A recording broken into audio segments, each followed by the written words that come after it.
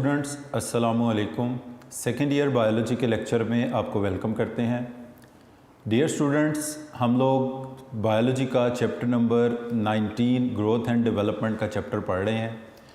इससे previous lecture में हमने ग्रोथ एंड डेवलपमेंट के चैप्टर को स्टार्ट किया था और उसका फर्स्ट लेसन हमने डिस्कस किया था, जिसको हमने टाइप्स ऑफ ग्रोथ यानी primary growth and secondary growth तक स्टडी कर लिया था।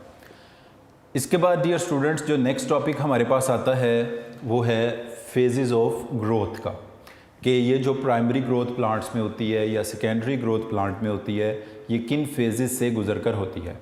अगर हम इनको फेजेस के अंदर डिवाइड करें तो इसकी 4 फेजेस बनती हैं। उसमें से जो पहली फ़ेज़ है इसको हम बोलते हैं सेल डिवीज़न। ग्रोथ की फेजेस में से जो पहली फ़ेज़ है इसको कहा जाता है cell division. The first phase of the growth is cell division. अगर हम डियर स्टूडेंट इसको डायग्रामेटिकली रिप्रेजेंट करें, ये हम किसी रूट या शूट का एपेक्स बना लें, जैसे हमारी बुक में भी इसके हवाले से एक तस्वीर बनी हुई है और इसमें लिखा हुआ है the root tip of is divided into 4 zone. It is a root tip. Tip कह दें या एपेक्स बोल दें, एक ही बात है, क्योंकि आपको पता है रूट और शूट की टिप को एपेक्स कहा जाता है। तो इसका जो बिल्कुल टिप का एरिया है इसको कहा जाता है zone of division. This is zone of division. Just behind the apex. Apex से अगर हम थोड़ा सा पीछे देखें, यानी जोन ऑफ डिवीजन से स्लाइटली बिहाइंड जो एरिया होगा इसको कहा जाएगा जोन ऑफ एलोंगेशन। इसके बाद जो जोन ऑफ एलोंगेशन के बिहाइंड एरिया होगा इसको कहा जाएगा zone of maturation. Zone of maturation के बिहाइंड जो एरिया होगा इसको कहा जाएगा zone of differentiation. Zone of differentiation. तो इस तरह डियर स्टूडेंट्स ये ग्रोथ की 4 फेजेस बनती हैं। इसमें से पहली phase zone of division exactly on the apex है, एग्जैक्टली ऑन द टिप है, टिप ऑफ द रूट है या शूट भी हो तो। Just behind the zone of division there is a zone of elongation, and behind the elongation there is a zone of maturation, and behind maturation there is a zone of differentiation. अब dear students हम 1 bye 1 इनको discuss करते हैं। जैसे हमने कहा कि phases of growth में से जो पहली फेज़ है वो है zone of division. Dear students, zone of division से मुराद ये है कि यहाँ पर there is increase in number of cells by mitosis. वो हिस्सा जिसमें increase in number of cells हो इसको कहा जाता है जोन ऑफ डिवीजन। और ये जो increase in number of cells होता है ये होता है एक ख़ास किस्म की सेल डिवीजन के ज़रिए, जिसको कहा जाता है माइटोसिस। तो डियर स्टूडेंट, चारों जोन्स में से जोन ऑफ डिवीजन को आप कैसे आइडेंटिफाई करेंगे? जहाँ पर आप देखें कि सेल्स की तादाद बढ़ रही है, 2, 4, 8, 16, 32, 64, इस तरह सेल बढ़ते चले जा रहे हैं माइटोसिस के ज़रिए। तो जिस हिस्से में माइटोसिस का प्रोसेस हो रहा है वो हिस्सा कहलाएगा जोन ऑफ डिवीजन या zone of cell division, and it is exactly located at the tip of the root और शूट, बिल्कुल एपेक्स के ऊपर होता है। It occur at the apex of root and shoot. ये कहाँ पर होता है? It is taking place at apices. ये आपको पहले भी बताया कि अपाइसिस क्या है, प्लूरल ऑफ एपेक्स, और टिप्स। अपाइसिस ऑफ रूट में भी ऐसा ही होगा एंड अपाइसिस ऑफ शूट में भी ऐसा ही होगा। तो zone of cell division is located at the apices of root and shoot, और इसमें क्या होता है, there is increase in the number of cells by mitosis. और यहाँ पर जो सेल्स होते हैं ये बाकी सेल्स के मुकाबले में डिफरेंट होते हैं। देयर इज, आम तौर पर हम पढ़ते हैं कि जो प्लांट सेल्स हैं इनका न्यूक्लियस पेरीफ्री में होता है, मगर एक तो इनका स्फेरिकल न्यूक्लियस होता है गोल शक्ल का होता है, स्फेरिकल न्यूक्लियाई इनके सेल्स में होते हैं, विच लाई इन सेंटर ऑफ सेल, वो कहाँ पड़े होते हैं, सेंटर ऑफ सेल में पड़े होते हैं। तो there are spherical nuclei which are located in the centre of the cell. और why they are lying in the centre of the cell, because they are non vacuolated. जो tip पर cells पाए जाते हैं एपिकल मेरिस्टम्स डेफिनेटली ये होते हैं, they are non vacuolated, vacuolated, इनके अंदर वैक्यूल नहीं होते। इस वजह से एक तो इनका न्यूक्लियस स्फेरिकल शेप का होता है और ये सेल के सेंटर में मौजूद होता है। तो dear student, zone of division वो होता है जिसमें नंबर ऑफ सेल्स इंक्रीज होते हैं माइटोसिस से, ये पहला पॉइंट हो गया। ये लोकेटेड होता है एट द अपाइसिस यानी tips of the root and shoot पर। उसके बाद इसमें जो इन सेल्स का जो न्यूक्लियस है वो स्फेरिकल शेप का होता है और सेल के सेंटर में होता है, because these cells are non vacuolated cell. As a result of cell division जो डॉटर सेल्स हैं वो दे प्रोसीड टू एनलार्ज, यानी प्रोसीड का मतलब है कि सेल डिवीजन के बाद, यानी जब उन सेल्स में डिवीजन हो जाती है, डॉटर सेल्स बन जाते हैं, दे प्रोसीड टू इलोंगेशन। इलोंगेशन इससे नेक्स्ट फेज है, जिसका मतलब है कि सेल के वॉल्यूम का बढ़ना, यानी after completion of the cell division the daughter cell will proceed to cell elongation. अब इसके साथ साथ इसमें क्या होगा कि कुछ कंपोनेंट सिंथेसाइज होंगे, synthesis of cytoplasm and cell wall material take place. इसमें synthesis of cytoplasmic components, synthesis of cytoplasmic component plus the components of cell wall. जैसे सेल वॉल के कंपोनेंट में हमें पता है मेन इंग्रेडिएंट सेलुलोज है, उसके साथ इसमें हेमी सेलुलोज है, लिग्निन है, पैकेटिन है, क्यूटिन है, इस तरह के कंपोनेंट यहाँ पर सिंथेसाइज होना शुरू हो जाएंगे। और साइटोप्लाज्म के कंपोनेंट्स में साइटोप्लाज्म में पाए जाने वाले ऑर्गेनेल्स हैं, उनकी सिंथेसिस होगी, उनके नंबर्स बढ़ेंगे, कुछ इसमें ग्रेन्यूल सस्पेंडेड चीज़ें हैं वो भी बढ़ेंगी। तो डियर स्टूडेंट, ये फॉलोइंग कैरेक्टरिस्टिक्स हैं सेल डिवीजन के। इनको एक दफ़ा फिर सम अप कर लें कि जोन ऑफ डिवीजन में नंबर ऑफ सेल्स इंक्रीज होते हैं by mitosis. It is located at the apices of roots and shoot. इसमें इन जो एपेक्स में सेल्स पाए जाते हैं एपिकल मेरिस्टम होते हैं डेफिनेटली ये, और इनका न्यूक्लियस सेंटर में होता है। ये स्फेरिकल शेप के न्यूक्लियाई इनके होते हैं, ये नॉन वैक्यूलेटेड सेल्स होते हैं। दे प्रोसीड टू एलोंगेशन, इसके नतीजे में सेल का वॉल्यूम बढ़ता है, सेल एलोंगेट हो जाता है और सिंथेसिस होती है इनके साथ साथ साइटोप्लाज्मिक कंपोनेंट्स की और सेल वॉल के कंपोनेंट्स की। इसके बाद डियर स्टूडेंट्स, सेल डिवीजन या जोन ऑफ डिवीजन के बाद जो just behind the zone of division जो जोन लोकेटेड होता है या जो सेल डिवीजन कंप्लीट कर लेते हैं, they will proceed to another phase जिसको हम कहते हैं सेकेंड फेज ऑफ ग्रोथ, और इसका नाम है इलोंगेशन या जोन ऑफ इलोंगेशन इसको बोला जाता है। तो पहली तो इसमें बात ये होगी कि where the zone of elongation is located. Zone of elongation is located behind the zone of division. A little distance from the apex of root and shoot lies zone of elongation which is only few millimeter in length, और ये few millimeter in length होता है। The volume of cell increase होता है 150 गुना तक, और इसमें वाटर अपटेक की वजह से वॉल्यूम इंक्रीज़ होता है। प्लास्टिसिटी सेल वॉल की इंक्रीज़ होती है और सेल वॉल जो है नाउ इसके ऊपर प्रेशर रिड्यूस यानी कि वो प्रेशर को बियर करने के काबिल हो जाती है। और सिंथेसिस होती है साथ साथ इसमें न्यू साइटोप्लाज्मिक कंपोनेंट्स और मटेरियल की। तो सबसे पहली बात है कि जी जोन ऑफ इलोंगेशन क्या होता है, it is behind apex,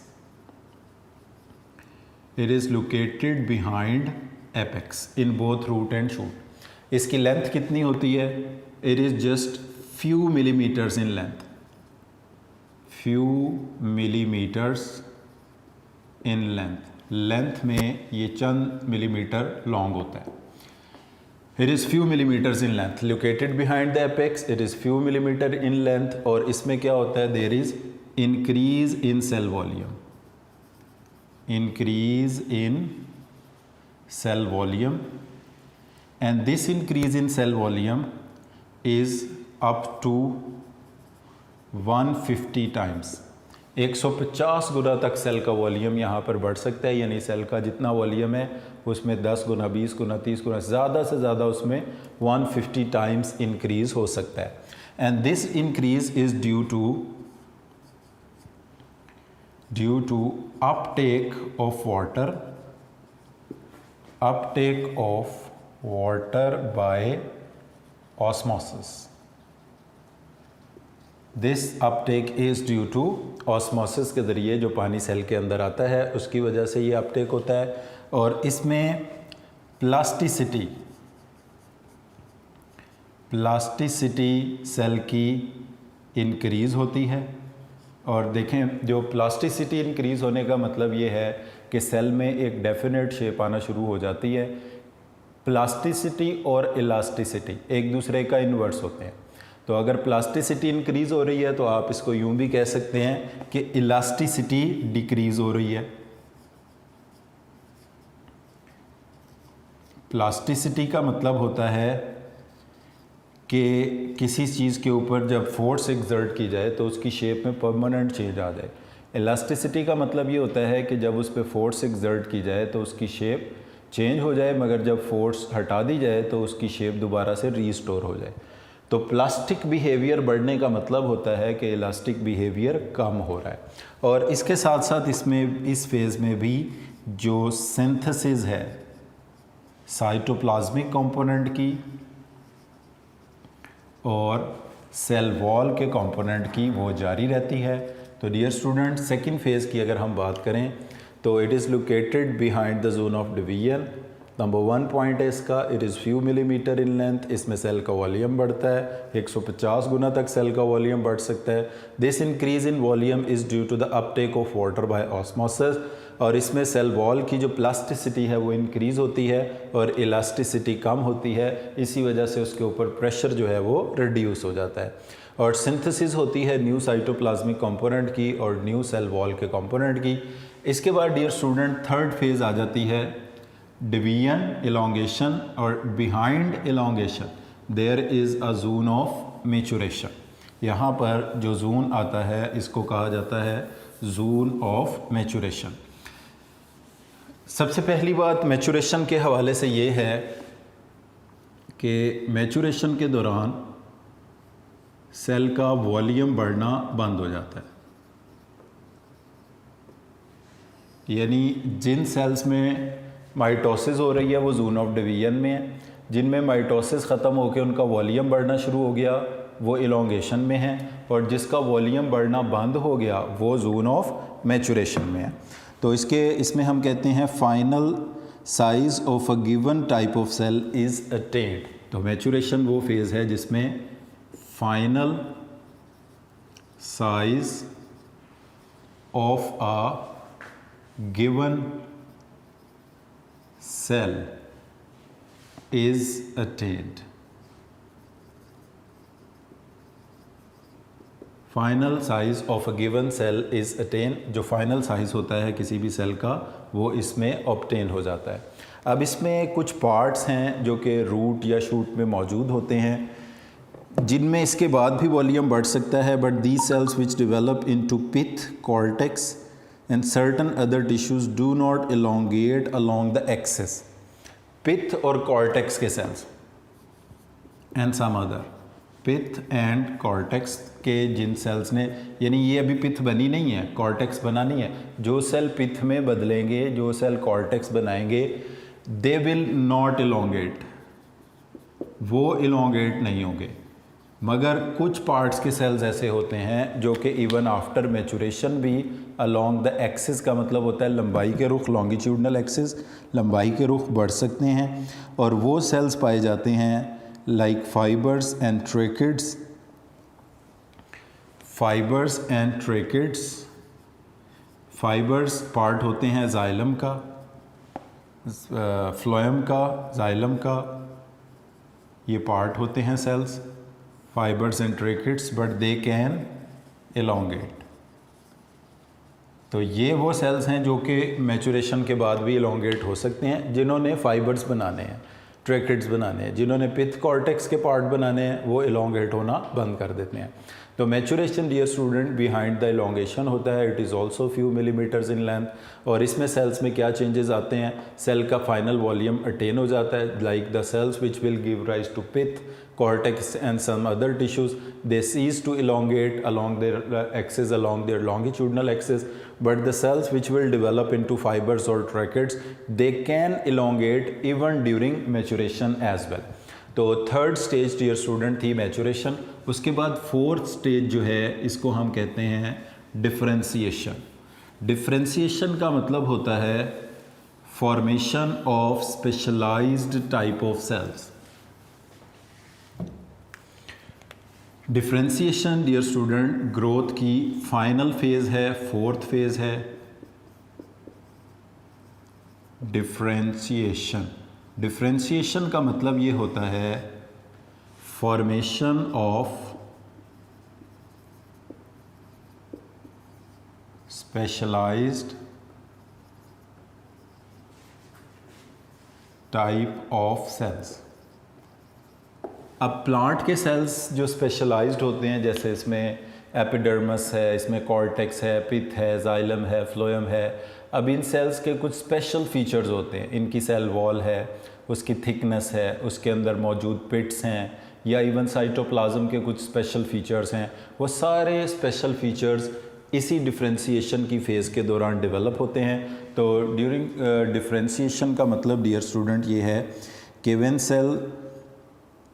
cell enlargement ceases, जब तमाम सेल्स की एनलार्जमेंट सीज हो जाती है, यानी जो हमने पढ़ा कि पिथ कॉर्टेक्स तो पहले ही हो जाते हैं, जो बाकी फाइबर ट्रैकेट बचे थे वो भी बढ़ना बंद कर देते हैं। तो सेल एनलार्जमेंट सीज मतलब रुक जाती है इस मरहले में, और स्पेशलाइज्ड किस्म के सेल्स हमें इसमें हासिल होते हैं। इसके साथ साथ during this growth phase the cell wall become thicker, cell wall of some kinds में डेवलप पिट्स डेवलप होते हैं। सेल वॉल के जो भी स्पेशल फीचर्स हैं, यानी उसकी थिकनेस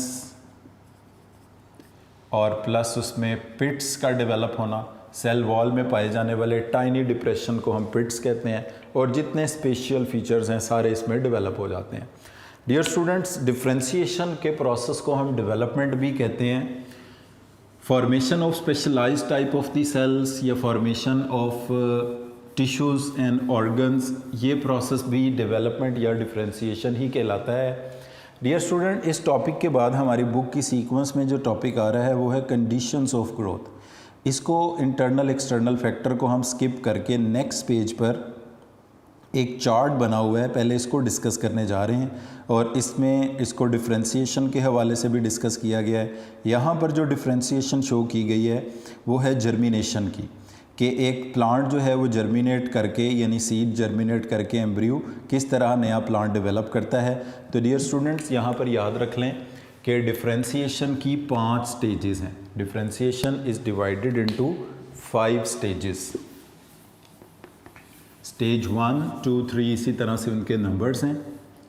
तो डिफरेंशिएशन के प्रोसेस को 5 स्टेजेस में डिवाइड किया जाता है, जिसमें स्टेज नंबर 1 है, उसके बाद स्टेज नंबर 2 है, स्टेज नंबर 3 है, स्टेज 4 है एंड स्टेज 5 है।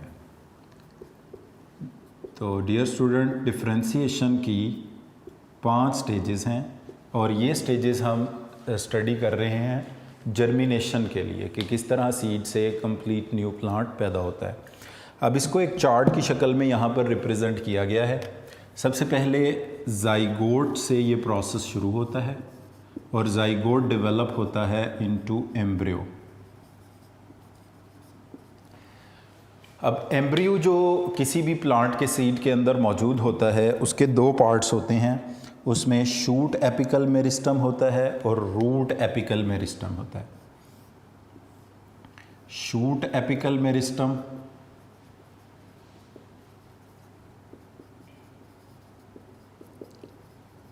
जिससे शूट बनेगी, जिसको प्लोम्यूल भी कहते हैं, and root apical meristem. Shoot apical meristem को प्लोम्यूल कहते हैं और रूट एपिकल मेरिस्टम को रेडिकल बोलते हैं, जिससे रूट डेवलप होती है। इसके बाद ये जो शूट एपिकल मेरिस्टम है, it will give rise to, ये कुछ चीज़ें जो इससे पैदा होंगी उनका अगर हम जिक्र करें तो इससे जो डायरेक्ट डेवलप स्ट्रक्चर होंगे वो होगा leaf primordia, bud primordia, leaf primordia and bud प्रीमोर्डिया।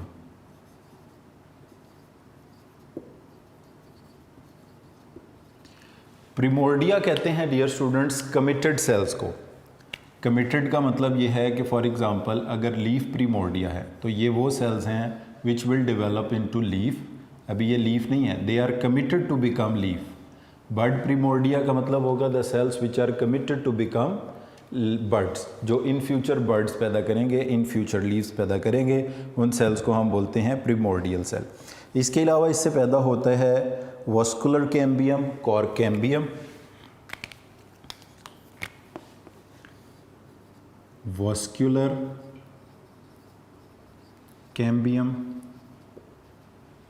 And cork cambium, यानी कैम्बियम। कैम्बियम का मतलब है लैटरल मेरिस्टम्स। अब जो वॉस्कुलर कैम्बियम है ये इससे पैदा होगा जाइलम और फ्लोएम, और कॉर्क कैम्बियम से पैदा होगा कॉर्क। अब ये सेल्स कुछ फाइनल स्ट्रक्चर्स को डेवलप करेंगे, जैसे कि बड प्रीमोर्डिया से डेवलप होंगी लैटरल शूट्स, लैटरल शूट्स पैदा होंगी।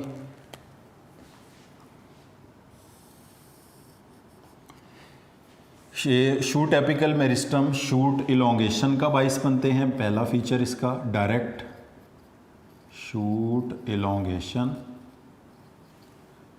और इसके बाद जो बड प्रीमोर्डिया है हमारे पास और लीफ प्रीमोर्डिया, तो इसमें लैटरल बड प्रीमोर्डिया से डेवलप होंगी लैटरल शूट्स, जो ब्रांचेस होती हैं इन्हें कहा जाता है लैटरल शूट्स। और लीफ प्रीमोर्डिया से डेवलप होंगे लीव्स। वॉस्कुलर कैम्बियम से डेवलप होंगे phloem and xylem, xylem and phloem. और कॉर्क कैम्बियम से डेवलप होगी कॉर्क, या जिसको हम बार्क का नाम भी देते हैं।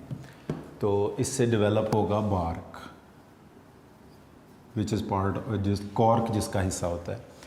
इसके बाद अब आ जाते हैं रूट एपिकल मेरिस्टम की तरफ। तो रूट एपिकल मेरिस्टम से भी इसी तरह कॉर्क कैम्बियम बनेगा, कॉर्क कैम्बियम। इसी तरह वॉस्कुलर कैम्बियम।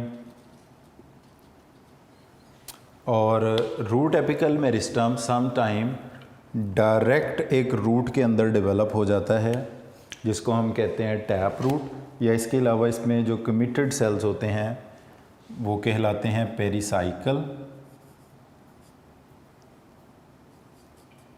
पेरिसाइकल। और पेरिसाइकल को हम कहते हैं रूट्स में बड प्रीमोर्डिया। इससे डेवलप होती हैं रूट की ब्रांचेस, जिनको कहा जाएगा लेटरल रूट्स। और अगर ये रूट एपिकल मेरिस्टम डायरेक्ट एक रूट में डेवलप होता है तो इसकी कोई ब्रांचेस नहीं होती, तो इस रूट को कहा जाता है टैप रूट। और बाकी ये जो कॉर्क कैम्बियम है इससे एज अच्छी बार्क पैदा होगा, रूट का बार्क। और वॉस्कुलर कैम्बियम से xylem and phloem he produce होगा। तो डियर स्टूडेंट्स, ये एक हमारे पास फ्लो चार्ट है जिसमें हम देख सकते हैं कि जाइगोट से सीड का एम्ब्रियो और एम्ब्रियो के part root apical meristem, shoot apical meristem. Root apical meristem में रूट कैम्बियम जिससे रूट का बार्क बना, वास्कुलर कैम्बियम जिससे रूट का जाइलम एंड फ्लोएम बना, और उसके बाद पेरिसाइकल जिसको लेटरल या बर्ड प्रीमोर्डिया भी कहते हैं रूट्स में, और इससे डेवलप होंगी लेटरल रूट्स। और अगर ये root apical meristem direct root में डेवलप होता है तो इस तरह की रूट को कहा जाता है टैप रूट। जो रेडिश कैरेट्स वगैरह होते हैं ये टैप रूट्स होते हैं, ये डायरेक्ट रूट एपिकल मेरिस्टम से डेवलप होते हैं। इसी तरह यही सिचुएशन शूट में थी कि वो कॉर कैम्बियम से बार्क बनेगा, वास्कुलर कैम्बियम से जाइलम फ्लोएम, लीफ प्रीमोर्डिया से लीव्स बनेंगे, लेटरल रूट्स लेटरल शूट्स बनेगी बर्ड प्रीमोर्डिया से, और जो रूट शूट एपिकल मेरिस्टम है वो डायरेक्ट शूट की इलोंगेशन का बाइस बनेंगे। अब डियर स्टूडेंट्स, इस चार्ट के हवाले से कुछ चीज़ें हैं जो आप ज़रा बुक से इसको देख लें। यहाँ पर मैं चार्ट में ही नंबरिंग कर देता हूँ। तो स्टेज 1 कहते हैं जब एम्ब्रियो रिकॉग्नाइज हो जाए, तो डिफ्रेंशिएशन की स्टेज 1 क्या होती है जिसमें एम्ब्रियो रिकॉग्नाइज हो जाए, और स्टेज 2 से कहते हैं जिसमें रूट एपिकल मेरिस्टम और शूट एपिकल मेरिस्टम रिकॉग्नाइज हो जाएं, तो इसको स्टेज 2 कहा जाता है डिफ्रेंशिएशन की। उसके बाद स्टेज 3 वो होती है जिसमें कैम्बियम रिकॉग्नाइज हो जाए, vascular cambium cork cambium root का और vascular cambium cork cambium shoot का, यानी कैम्बियम रिकॉग्नाइज हो जाए तो इसको कहा जाता है स्टेज 3 बोला जाता है। उसके बाद स्टेज 4 बोलते हैं जिसमें प्रीमोर्डियल सेल्स बनते हैं, वो सेल्स जो कि कमिटेड हैं to become leaves shoots and roots. तो root primordia develops from the root cambium जिसको पेरिसाइकल भी कहा जाता है, यानी पेरिसाइकल का बन जाना या रूट प्रीमोर्डिया का बन जाना, प्रीमोर्डियल सेल्स का बन जाना, ये स्टेज नंबर 4 है। इधर भी ये लीफ प्रीमोर्डिया स्टेज 4 है, बर्ड प्रीमोर्डिया स्टेज 4 है। उसके बाद ये जो फाइनल सारे स्ट्रक्चर्स का डेवलप होना है ये कहलाता है final differentiation structure including xylem phloem root shoot and leaf. ये वाले जो सारे स्ट्रक्चर्स हैं ये स्टेज नंबर 5 में डेवलप होंगे, जिसमें xylem phloem root lateral shoots primary shoots, root के अंदर बार्क्स है, जाइलम है, फ्लोएम है, लेटरल रूट और इवन ये टैप रूट। तो डियर स्टूडेंट, डिफरेंशिएशन को इस तरह जर्मिनेटिंग सीड की डिफरेंशिएशन को 5 मरलों में डिवाइड किया जाता है, जिसकी पहली स्टेज है जाइगोट से एम्ब्रियो बनना, फर्स्ट स्टेज। जब एम्ब्रियो के अंदर रूट बनाने वाले शूट बनाने वाले पार्ट अलहदा हो जाएं, सेकंड स्टेज। जब इसमें vascular cambium cork cambium shoot और रूट के अलहदा हो जाएं, थर्ड स्टेज। जब प्रीमोर्डियल सेल्स बन जाएं, रूट के प्रीमोर्डिया, शूट के प्रीमोर्डिया, बड के प्रीमोर्डिया, तो इनको कहेंगे फोर्थ स्टेज। जब leaves lateral primary shoot, lateral shoot, xylem phloem, bark, ये सारे स्ट्रक्चर डेवलप हो जाएं तो इसको कहते हैं डिफरेंशिएशन की फाइनल स्टेज और लास्ट स्टेज। तो डियर स्टूडेंट, अभी जो आज हमने टॉपिक डिस्कस किया है इसमें हमने पढ़ा कि ग्रोथ की 4 फेजेस हैं, जिसमें हमने कहा सेल डिवीजन है, उसके बाद हमने इसमें कहा कि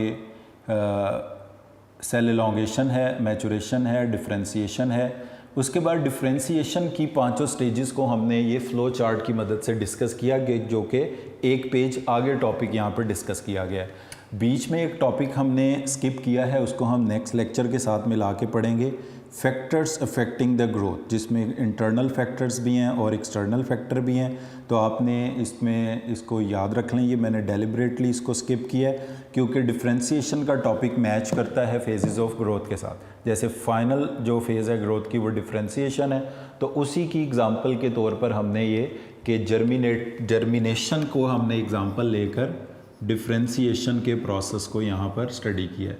और जर्मिनेशन का मतलब यही होता है formation of new plant, formation of new plant from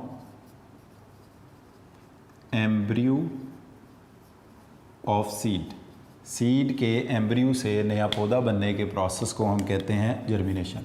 तो यही मैंने इसकी डेफिनेशन में लिखा है, formation of new plant from embryo of seed. और वही हमने ये एग्जांपल देखा है कि जाइगोट से एम्ब्रियो और बाकी ये सारे स्ट्रक्चर जो स्टेप बाय स्टेप डेवलप होते हैं, इस होल प्रोसेस को हम कहते हैं डिफरेंशिएशन।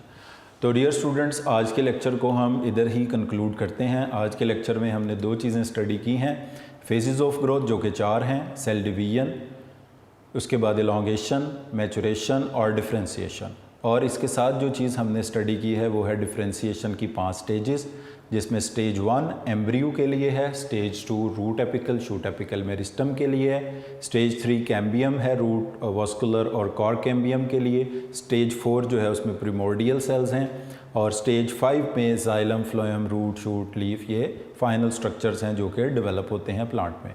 तो आज के लेक्चर को हम इधर ही कंक्लूड करते हैं। Thank you very much for today.